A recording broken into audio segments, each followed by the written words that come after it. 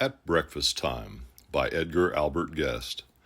My pa, he eats his breakfast in a funny sort of way.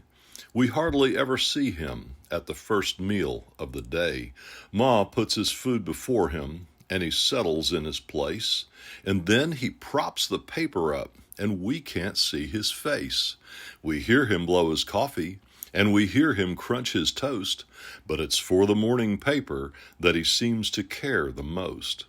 Ma says that little children mighty grateful ought to be to the folks that fix the evening as the proper time for tea.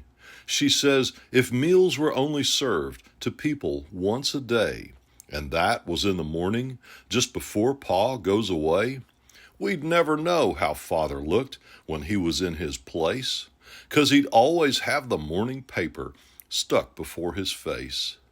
He drinks his coffee steamin' hot and passes Ma his cup, to have it filled a second time, and never once looks up.